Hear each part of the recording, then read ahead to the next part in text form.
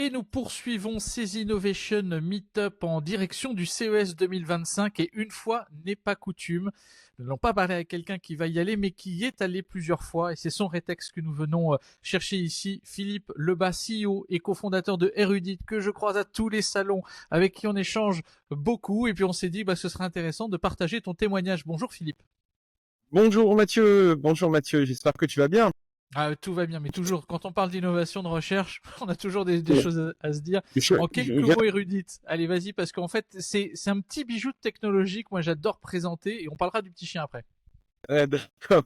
Alors Erudite, en fait, on développe des technos franco-françaises, donc des technos maison pour faire dialoguer les humains et les machines.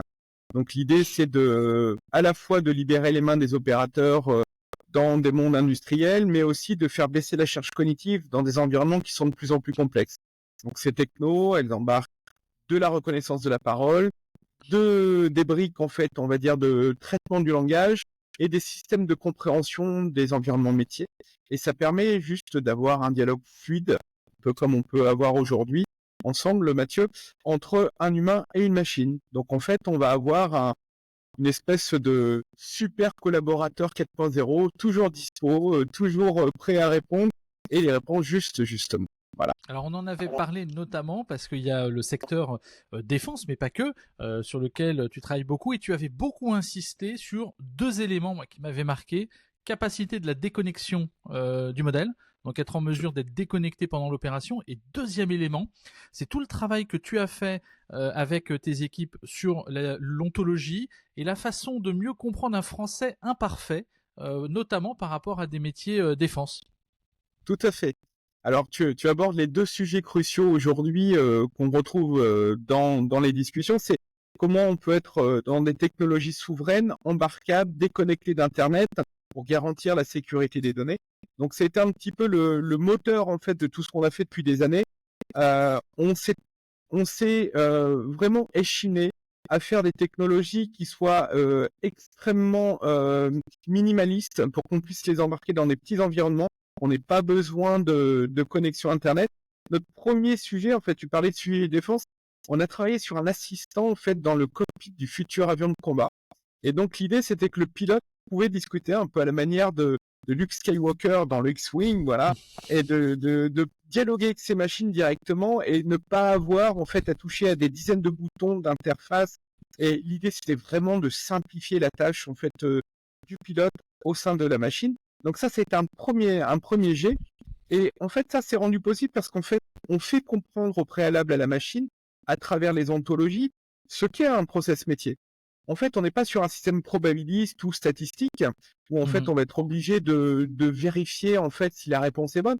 Le système sait par avance comment fonctionne l'élément et lorsqu'on va transcrire la parole de l'utilisateur, l'outil en fait va comprendre que en fait comme dans un cheminement mental, en fait va comprendre exactement ce que veut la personne et va être capable d'aller parler aux différents systèmes.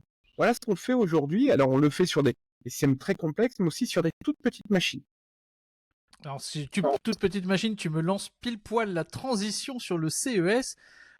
Malheureusement, Erudite ne sera pas présent sur le CES 2025 et c'est ton expérience que l'on va chercher là-dessus parce que tu as participé plusieurs fois au CES, tu as participé aussi plusieurs fois au CES Awards, tu as gagné une récompense avec Erudite sur les Awards et notamment dans la capacité de rendre tangible, physique, touchable, une démonstration qui jusqu'alors était compliquée à mettre en œuvre. Alors, on a eu le droit aussi, c'est vrai que ça a été pour nous un vrai coup de boost, en fait, et sur la notoriété et aussi sur notre capacité à montrer ce qu'on était capable de faire. On a Gary Shapiro qui, lors du CES Unveiled, nous a attribué le petit sobriquet de ChatGPT français pour la voix. Alors ça nous a donné un coup de boost énorme. En fait, on avait acheté un petit chien robot du marché qui fonctionnait avec une télécommande. Et comme toute télécommande, en fait, on peut enchaîner une action par action. Et on s'est dit, mais c'est génial quand même qu'on puisse parler au chien comme on parle à un chien, en fait, à un chien réel, et que n'importe qui, en fait, n'importe quel visiteur du CES soit capable de commander cette machine. Donc on a eu en fait l'idée d'acheter ce petit robot. on y a intégré nos systèmes, en fait, donc la reconnaissance de la parole, alors bien sûr en anglais, et en fait, on était capable d'associer une ou plusieurs actions simultanées au robot et au petit robot, et on a même hacké à un moment le stand de Hyundai, donc avec le chien Spot, et on a fait un combat un peu épique contre Spot qui était manipulé avec une énorme tablette avec des joysticks, il faut un bac plus 12 pour l'utiliser, et nous on avait simplement en fait notre petit micro et on dictait au petit chien Doggy, en fait, voilà. Donc, ce qui est intéressant dans le CES, c'est qu'il faut marquer les esprits. En fait, c'est un salon au départ qui est grand public, mais qui veut parler de la tech et de tout ce qui est précurseur en termes de tech. Mais on savait très bien que la voix, les interconnexions et les interactions entre l'humain et la machine étaient importantes et allaient devenir de plus en plus prépondérantes. Et montrer à travers quelque chose de ludique, quelque chose d'un peu rigolo, que mettre de la techno, ça pouvait aussi avoir du sens dans une relation en fait qui soit complètement, on va dire, on parle beaucoup d'inclusion aujourd'hui, mais qui permettent à n'importe qui de pouvoir dialoguer avec des systèmes même hyper complexes. Voilà. Et l'idée c'était ça, c'était de montrer qu'on était capable de faire ça. Montrer qu'on est capable de faire quelque chose, le rendre palpable, et ensuite avoir le petit verbatim et l'accroche qui est média entraîné pour que ça puisse effectivement être retenu, ça fait partie des tips and tricks. Alors ce qui me fait quand même penser à une autre question, c'est des expériences que tu as vécues sur le CES, qu'est-ce que tu en retiens et qu'est-ce qui a été actionnable dans ton business au-delà de la notoriété? Alors, en fait, on a eu la chance une première fois de partir avec la Poste en 2020 au CES. Donc, on a fait partie des 4 startups qui avaient été emmenées pour le French IoT de la Poste. C'était une première expérience hyper enrichissante puisqu'en fait, on était entièrement pris en charge. Mais le CES, c'est un marathon.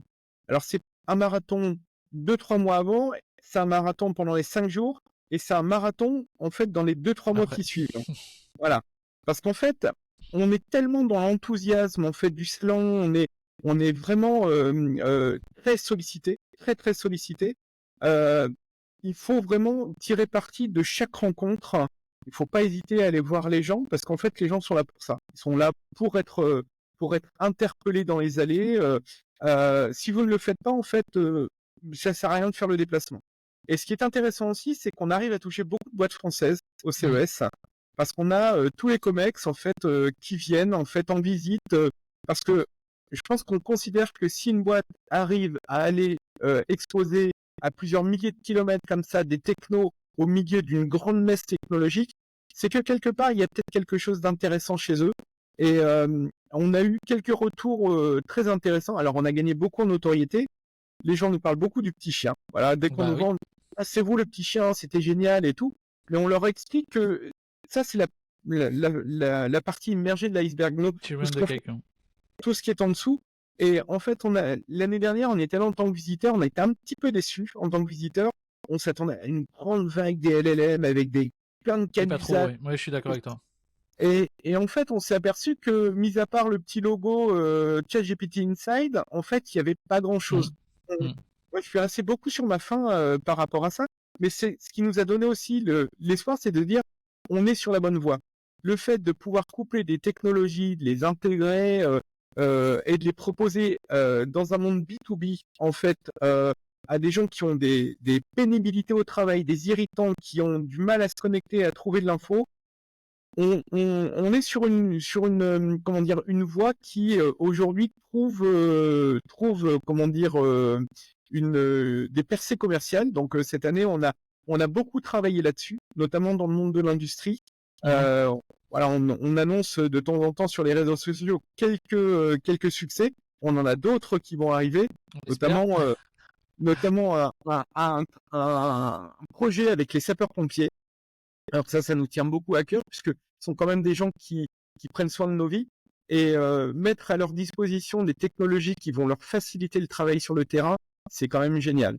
Voilà, on leur donne à tous en fait des tablettes, des téléphones pour saisir de l'info, et en fait ça vient les embêter en fait dans leur travail. Oui. Donc l'idée de passer par la voie, ce qui est assez naturel chez eux et chez nous tous, pardon, c'est quand même quelque chose de génial.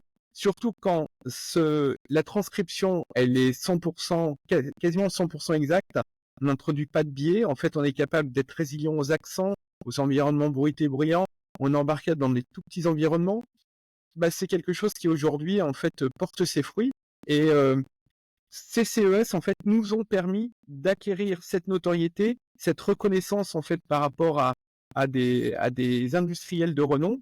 Et aujourd'hui, en fait, on arrive à passer dans une phase différente chez nous, où on a montré que toute la R&D, en fait, qu'on fait depuis des années, aujourd'hui, on est capable, en fait, d'aller vers la transformation, vers le côté industrialisation. Et ça, c'est pas pour déplaire, en fait, aux professionnels qu'on rencontre en ce moment. Bon, bah donc ça veut dire que le CES, t'as bien capitalisé dessus. Maintenant, on espère que ce sera 2026. Alors, on essaye de réfléchir à un concept parce qu'il ne faut pas y aller juste pour montrer un soft Je suis ou d'accord. techno. Je pense qu'on y va pour attirer l'attention. Parce qu'en fait, les retombées se font quelquefois plusieurs mois après. Il faut montrer qu'on comprend la techno, qu'on comprend les usages. Il ne faut pas oublier que c'est un salon qui est normalement grand public. Donc, une grande partie des innovations sont destinées au grand public. Il faut être un peu dual, en fait. Il faut montrer qu'on peut être à la fois intéressé des professionnels, puisqu'il y a quand même beaucoup de sociétés qui viennent chercher des idées, mais il faut montrer aussi qu'on va avoir de l'attrait, en fait, pour des utilisateurs finaux, qui sont aujourd'hui les consommateurs. Hein. Et je pense que on a peut-être fait l'erreur la première année d'y aller, peut-être parce qu'on était invité, mais on était allé avec une techno qui n'était pas mature. Et quand Mhm. on a réfléchi au petit chien, on s'est dit, là, on va peut-être taper sur quelque chose. Alors, ce qui est rigolo, c'est que on en reparle souvent avec Marc, qui était avec moi à l'époque, mais on nous avait déconseillé fortement de prendre ce petit chien, puisque Sony l'avait fait quelques années auparavant et ça n'avait pas marché. Oui. Et nous, on s'est dit, bah, on va le faire quand même, et je suis sûr que ça va marcher. Et ça n'a pas Voilà. marché 2 fois parce qu'on les a revus à l'IFA de Berlin et ça n'a pas plus marché. Donc, en fait, c'était comme quoi des fois il suffit que, voilà, je dirais que la technologie et l'objet dans lequel tu incarnes ton use case soit parfaitement intégré pour que ça fonctionne bien. Avant que l'on ne se quitte quand même, est-ce que tu as une anecdote sur le CES ou sur un des CES? Parce que tu as eu la chance de faire 2020. Il faut savoir que c'était celui qui a failli être annulé. 2021 qui était 100% virtuel. Ouais, 2022 100% hybride entre les deux. Est-ce que dans tous ouais. ces CES, tu as quand même une anecdote à nous partager? Alors, moi, ce que je retiens du CES, c'est pendant le CES et après le CES. C'est de, c'est à un moment, en fait, il faut savoir que le CES, ça s'arrête pas à 18 heures. C'est-à-dire Mm. qu'après, il faut faire la course pour aller trouver les petits groupes. Et ce qui a été rigolo, c'est qu'on a fait des démos, en fait, à un groupe, en fait, à un groupe. Et on était sur une table, en fait, de bar. On avait déployé notre petit chien et il y avait tout le monde qui était en train de regarder. Et en fait, ce qui est rigolo, c'est avec ce petit chien, en fait, on s'est dit à un moment, est-ce qu'on en fait un produit? Est-ce qu'on en Mm. fait un produit? Parce que, au dire des gens qui venaient nous voir, on aurait pu en vendre des milliers, en Ben fait. Hein. oui. Et on s'est dit, pourquoi on n'en ferait pas un produit? Et là, on s'est dit, c'est peut-être là où il faut réfléchir Ouais, ouais. quelquefois. Voilà. Comme quoi, ça peut remettre en cause, des fois, un bar de trop au CES peut remettre en cause, des fois, ton fit market.